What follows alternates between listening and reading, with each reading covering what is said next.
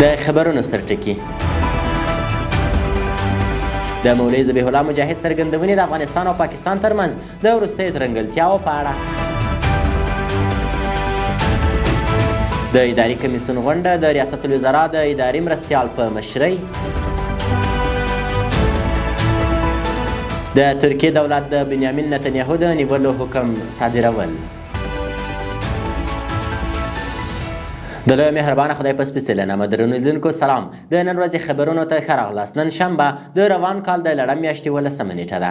زه هدایت همت یم او دا هم بشپړ خبرونه. د اسلامي امارت ویاند مولوي ذبیح الله مجاهد وایي په داسې حال کې چې له پاکستاني اړخ سره په استانبول ښار کې د مذاکراتو دریم پړاو پیل شوی، متاسفانه نن مازدیګر یو ځل بیا په سپین بولدک باندې د پاکستاني ځواکونو لخوا ډزې پیل شوي او ولسونو ته یې اندېښنه پیدا کړې. ښاغلي مجاهد زیاته کړې د اسلامي امارت ځواکونه د مذاکراتي ټیم په احترام او د ملکي خلکو د مرګ ژوبلې د مخنیوي په خاطر تر اوسه کوم غبرګون نه دی ښودلی. دا په داسې حال کې ده چې د مذاکراتو په تېره ناسته کې د افغانستان او پاکستان ترمنځ د اوربند د غځېدو او تیري په ډکېدو هوکړه شوې وه.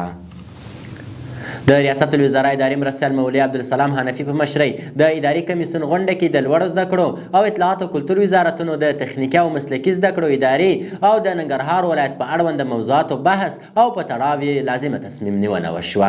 دغه راز د ننګرهار ولایت اړونده موضوع د لا زیاتو دقیقو څېړنو په موخه جلا کمیټو ته وسپارل شوه.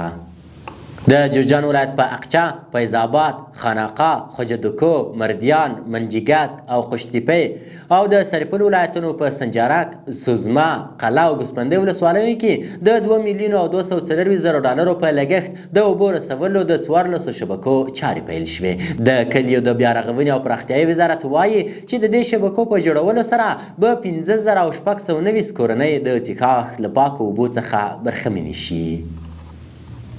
او د پای خبر دا چې د الجزیرې خبري شبکې د راپور له مخې ترکیه په غزه کې د جنگي جرمونو او نسل وژنې له امله د اسرایلو د لومړي وزیر بنیامین نتنیاهو په ګډون د 30 اسرایلي چارواکو د نیولو حکم صادر کړی. د راپور له مخې په دې لیک کې د نتنیاهو سربیره د دفاع وزیر اسرایل کرتاس، د ملي امنیت وزیر اتمار بن نګوار او د فوز لوی درسیز ایال زمیر هم شامل دي. له ملتیا مو مننه. تر بیا ښې چارې.